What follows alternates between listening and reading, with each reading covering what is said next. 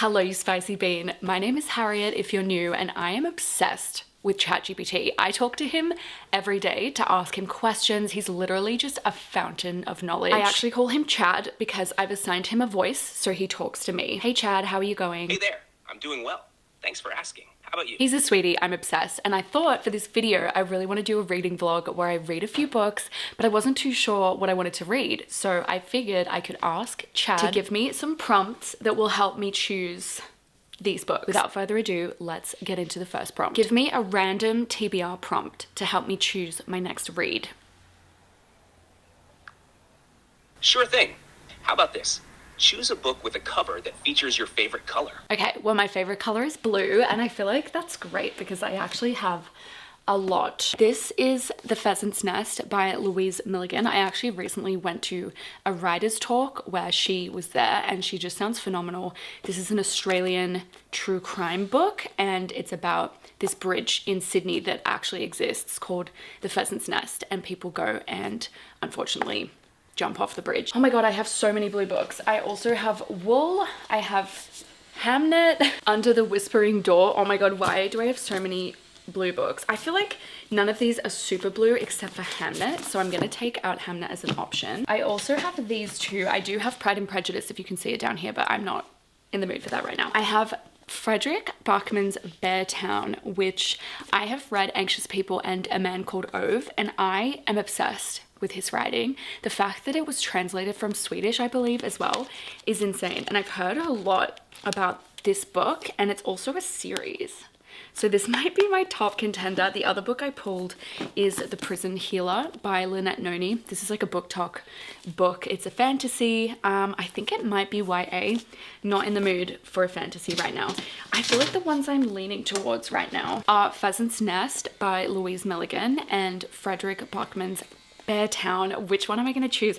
I mean, I feel like this one is more blue. So I'm going to go for Beartown for my first book. It's set in Sweden. It's obviously a town called Beartown.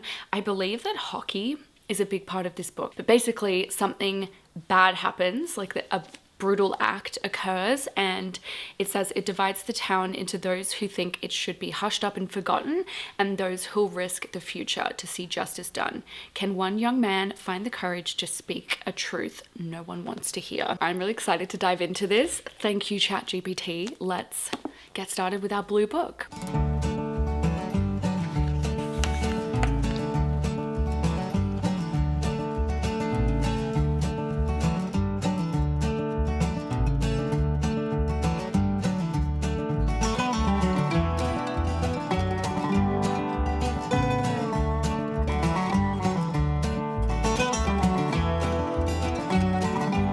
Guys, I'm 16 pages in and I already have so much I want to say, but I just forgot. Like, I know I said that I loved Frederick's previous books, but I forgot how funny his writing is.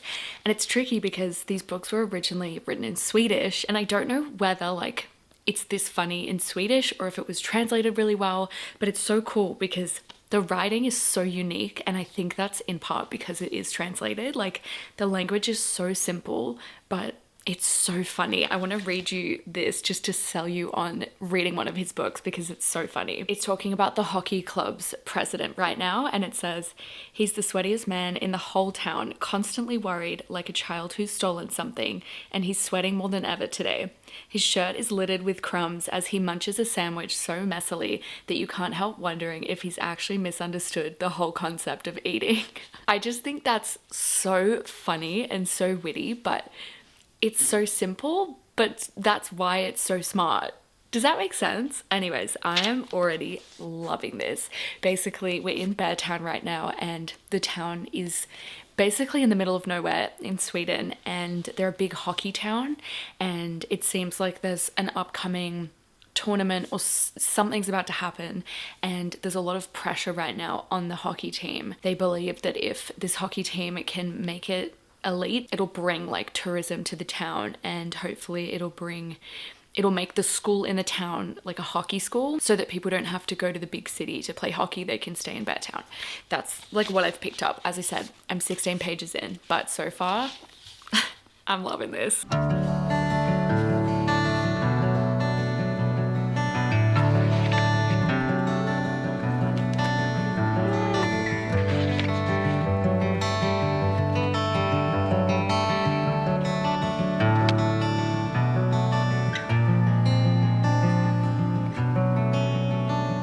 Good morning, friends. I haven't really checked in very much, but I ended up getting about 150 pages through this book yesterday, and this morning I've read another 50 or so. So I'm on page 203 right now, which is almost halfway. So we need to talk about this. This book is so good so far. I've just never read anything quite like it. Like, he is such a phenomenal writer. It's honestly unbelievable. And the craziest thing is the first 200 pages of this book have basically all been about ice hockey, and like you go through a bunch of characters' stories and they all relate to ice hockey in some way. And I'm not super into ice hockey or sport generally, but because of how he's just like such a master of writing, it's so interesting. The pacing is phenomenal. The characters, you just believe them. Like, this is one of those books where every paragraph basically switches perspectives, which normally I'd be like, that's a bit confusing, but he just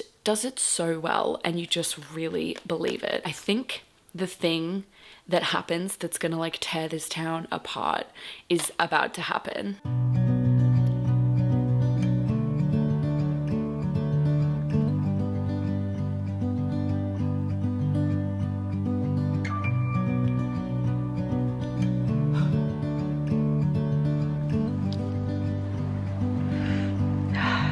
I am 320 pages in, so I'm definitely coming towards the end. I am going to finish this book today for sure. The thing about this book is that I can't like really share the main premise of what it's about, because it's about this thing that happens in this town, and it explores like what happens when someone does something bad, but they are part of a really successful, in this case, ice hockey team, and like what people do to kind of cope with that.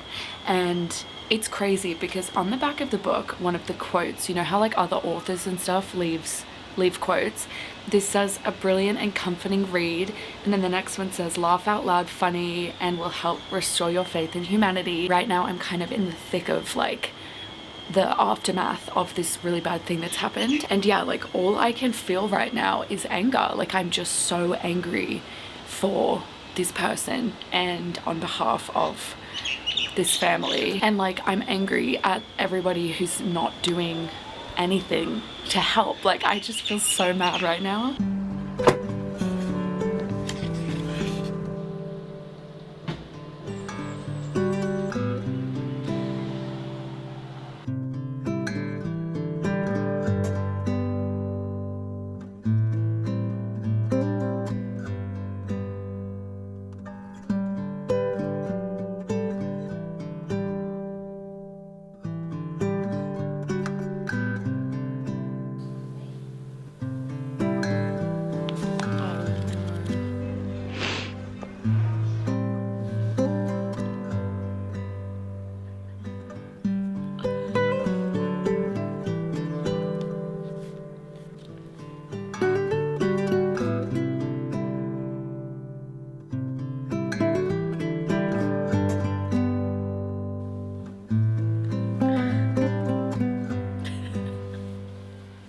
I am not okay right now.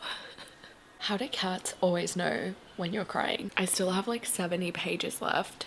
It's like, I can't really explain it because you just, like I said before, I don't want to spoil anything. It's not even sad. I mean, it is heartbreaking in so many ways, but it's just like very emotional, obviously. It's just like beautiful and so complex, and I don't know, you really just want justice to be served. And this is on the back of the book, so it's not spoiling anything, but the last line is, can one young man find the courage to speak a truth no one wants to hear? And you're kind of reading that young man's perspective on whether or not he is brave enough, and it's just like really emotional. Anyways, I'm gonna try and power through the last 70 pages. I'm hoping that things get a little happier, but you never know, because the first page of this whole book, someone gets shot, and I still don't know who dies, or if they do die.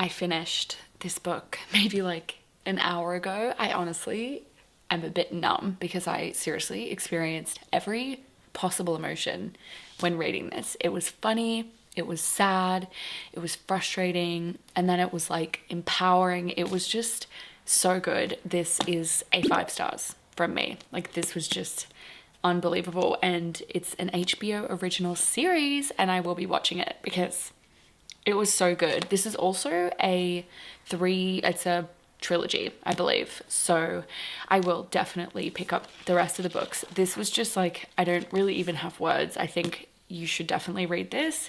It's very heavy at times, but like so important and just so well written. Like the characters, the town, like everything was just done so well. Anyway, I'm hoping to have something a bit lighter for my next book, but as we know, it's not my choice. It's Chad's decision, and I'm kind of scared because I actually don't know if I have the emotional capacity to read, I don't know, anything that's like even remotely heavy. Give me a random TBR prompt to help me choose my next read. Try reading a book with a one-word title. It can be a fun and straightforward. Okay, one word title. Whisper. I actually really want to read this book. This I bought very recently. It sounds so interesting. I also have Powerless, which is a big TikTok fantasy book. I've heard it's kind of hit and miss, but that's an option. Also Elsewhere by Gabrielle Zevin, but I recently found out this is a YA book. And I don't usually like YA, but anyway, it's an option. Hamnet, which is an option for sure. And then we have Wool, which this book does sound really interesting, but I just don't think I'm like in the zone for a 500-page sci-fi novel right now. I'm gonna put Powerless back for now. I'm not really in that kind of mood. I'm also gonna put Hamnet back. I do want to read it, but I just not in the zone right now. So I'm choosing between Elsewhere and Whisper.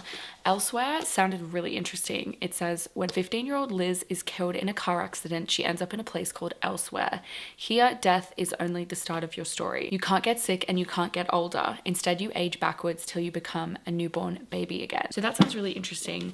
This one, I feel like I'm leaning towards this one. This one's called Whisper, and it says, for 2 years, 6 months, 14 days, 11 hours, and 16 minutes, subject 684, Jane Doe, has been locked away and experimented on without uttering a single word. As Jane's resolve begins to crack under the influence of her new and unexpectedly kind evaluator, she uncovers the truth about Lengard's mysterious program, discovering that her own secret is at the heart of a sinister plot, and one wrong move, one wrong word could change the world. This has only 11,000 ratings on Goodreads, but it has over a 4-star average. So I'm gonna read Whisper next. I would love to pick this book up, but not today. This is around 300 pages, so hopefully I can finish this in the next day or so, but I'm excited. I just honestly need a break though, because this has just sent me into a bit of a tizzy. But when I do pick this up, I'll let you guys know.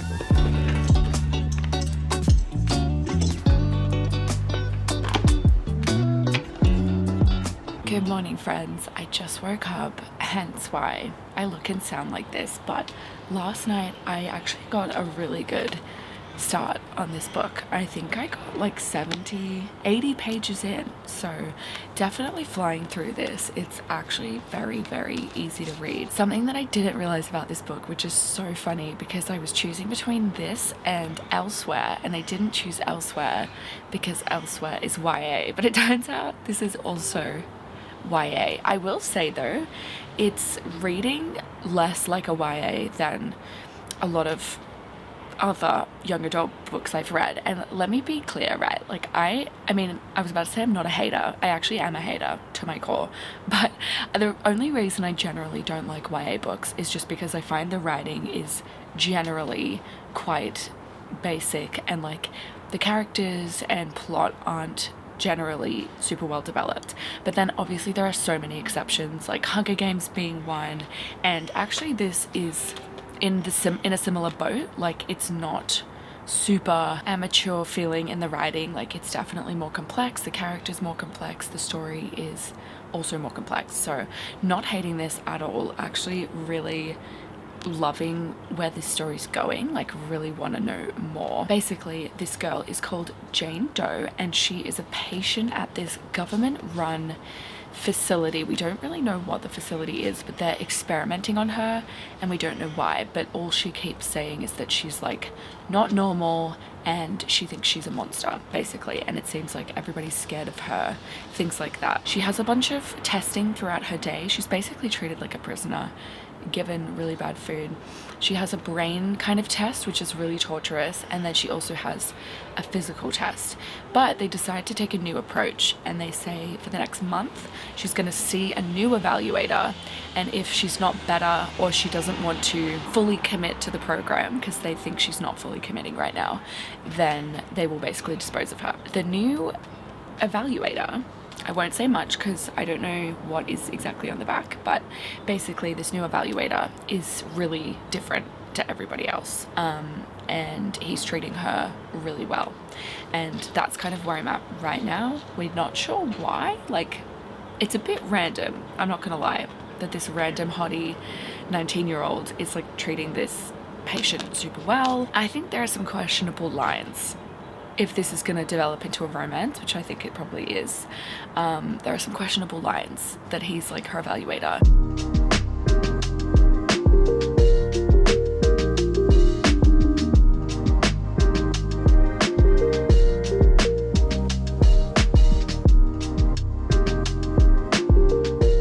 Oh my god, it's so bright out here. I do apologize for the lighting, but I am halfway through the book, I think now. Like it's definitely getting there. The kind of crazy thing has happened, so I now know the general plot of the book, because I don't know, it's kind of like she's been holding this secret and we don't really know why she's in this facility, but we've just found out. And I will say it's exactly what I predicted, minus a few small details.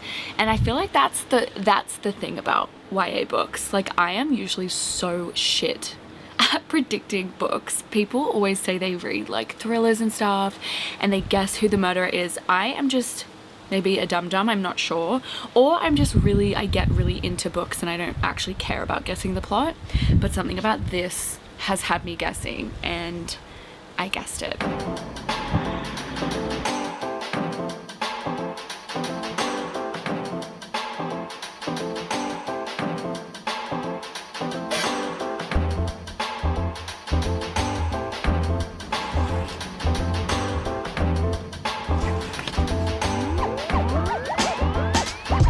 I feel like I need to redact a lot of what I said in the last talking clip because it was a little predictable, but actually it's taken a real turn and I was expecting like a part of that turn. However, there's so much that I was not expecting. So that's a pleasant surprise. I feel like I need to stop immediately judging YA because YA is so diverse. I really feel like almost anyone could enjoy a book like this. It's very like divergent. It's not Hunger Games, but in terms of the writing level, it's at that level where it's actually just like really well written, good word choices. Like it's not maybe as well developed as an adult sci-fi book. Well, it's definitely not as well developed, but still like really fun and enjoying it. You kind of do have to look past a few plot holes or things that are just too convenient, but really fun. I have 60 pages left though. Let's finish this bad boy. I'm actually really excited to see where this story goes.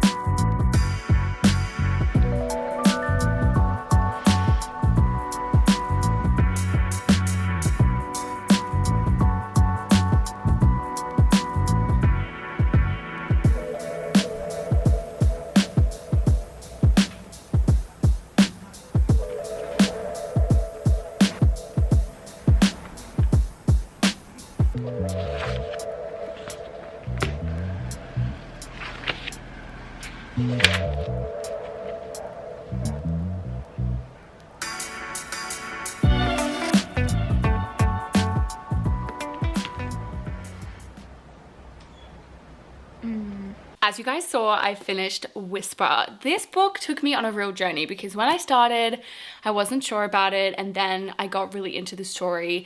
I was able to guess it, like it was a little predictable, and then it really took me by surprise.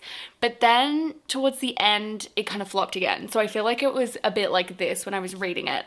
I did really enjoy it though, and I honestly would recommend it if you're looking for something that scratches that same like teenage sci-fi dystopian itch that like Hunger Games or Divergent or something like that scratches. Like, this is really good. I would have loved this when I was in my teenage years, not to sound like an old lady, but I would have genuinely loved this, and I did really enjoy it. But I think there are elements that felt like they were missing now that I've read, obviously, adult literature and like adult sci-fi and stuff.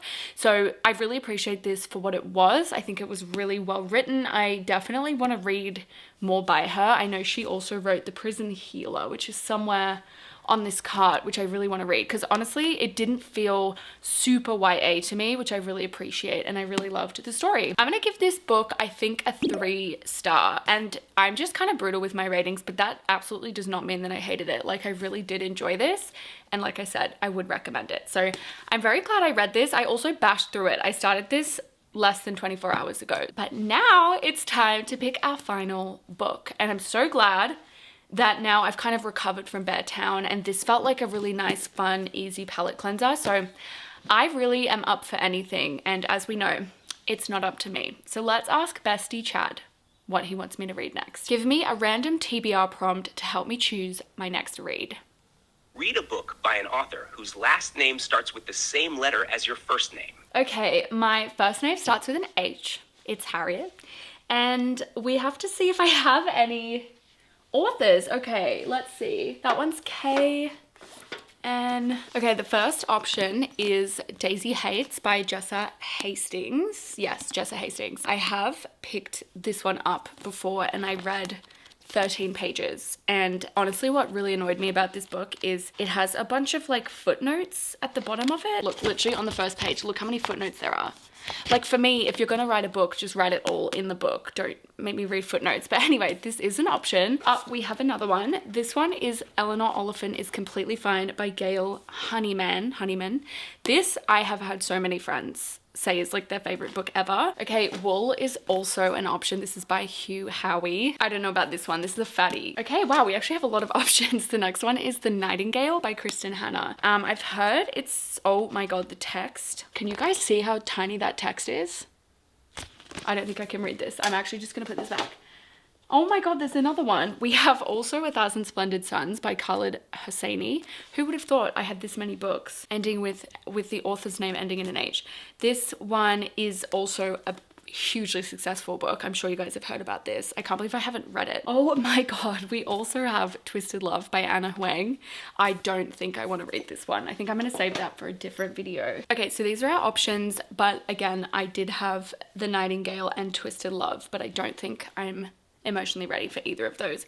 So these are my 4 options. I kind of think I want to read one of these two. Eleanor Oliphant is Completely Fine. I will read you the back. It says, Eleanor Oliphant lives a simple life. She wears the same clothes to work every day, eats the same meal deal for lunch every day, and buys the same 2 bottles of vodka to drink every weekend. Eleanor Oliphant is happy. Nothing is missing from her carefully timetabled existence, except sometimes everything. That sounds so good. Daisy Hates, like I said, is the second book in the Magnolia Park series, and it says, no guns at the dinner table. All 20-year-old Daisy Hates has ever wanted is a normal life.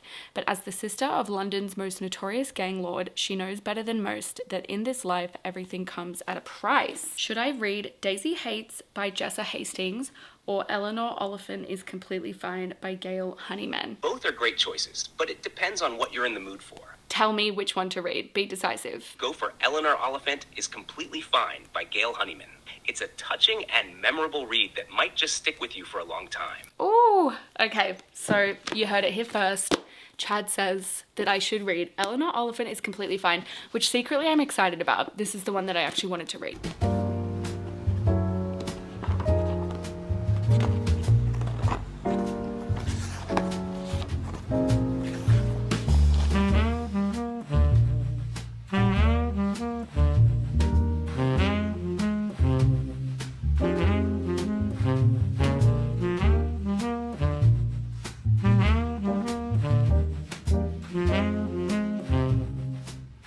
Hello friends, it's a few days later. I am over 100 pages in. I'm on page 115 right now.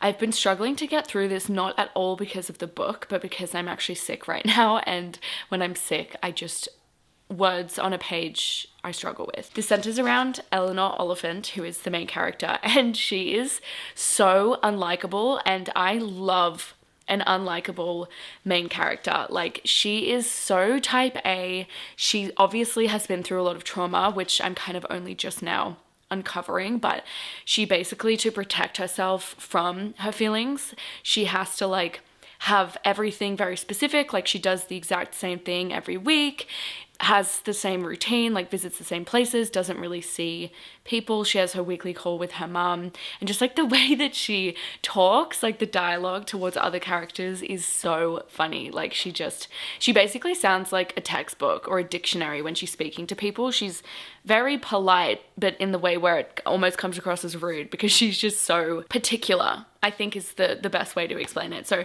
that kind of makes the title make sense. Eleanor Oliphant is completely fine. Like, she is completely fine, except that actually she's hanging on by a thread. This book actually reminds me a little bit of A Man Called Ove, which is by Frederick Buckman, the guy who wrote Beartown. That book is about this really grumpy old guy, and he's also very set in his ways, and then like he kind of opens up because of these other characters. And I obviously have no idea where this story is going, but it's giving me that same feeling of like this super unlikable character, but you're really rooting for them because you know that they're not choosing to necessarily be this way. It's like very much a protective mechanism. So I'm like incredibly curious about where this story is going. Because of this character, a lot of the words that are used in this book are quite big. Like, she has a very great vocabulary because that's so on brand with this character, but some words I'm not familiar with, so that's okay. Like, I love learning new words, but it's definitely like, I wouldn't say it's a super easy like TikTok-y read, but that's kind of not what I look for in a book anyway. But it's really well written, it's so funny, and like I just love this character. She's so hilarious to spend time with, so I'm excited to get into this.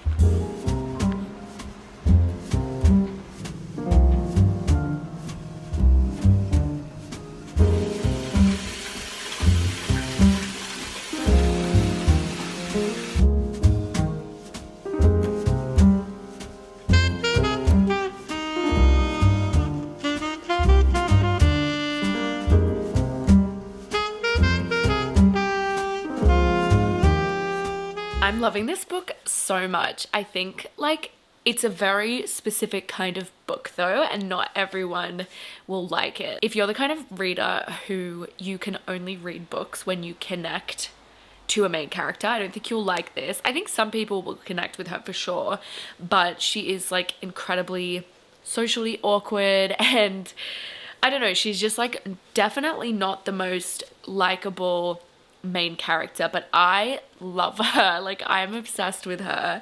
And also, this book is not particularly plot driven. There is plot, and you know, like I mentioned, we are slowly being drip fed like her backstory and the trauma and stuff, but it's definitely not a super plot driven book. Like, it's much more focused on her as a character and just like the way that she interacts with the world. And there's something so refreshing about reading a character who, it's not that she doesn't care what other people think. I mean, she doesn't, but she's also just so like blissfully unaware of societal rules and like social rules, and so she literally just says what she thinks and how she feels, and a lot of people find her really strange and really off-putting.